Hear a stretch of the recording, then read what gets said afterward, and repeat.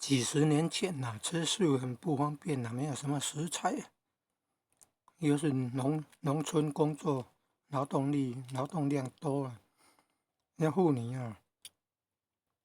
生产后那个没有乳汁说有吃蛋的话就有乳汁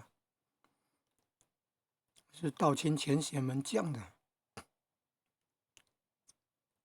要用蛋来补充营养。以前吃素的人吃瓜类的，吃酱菜没有什么好营养的物质，所以用蛋来补充营养。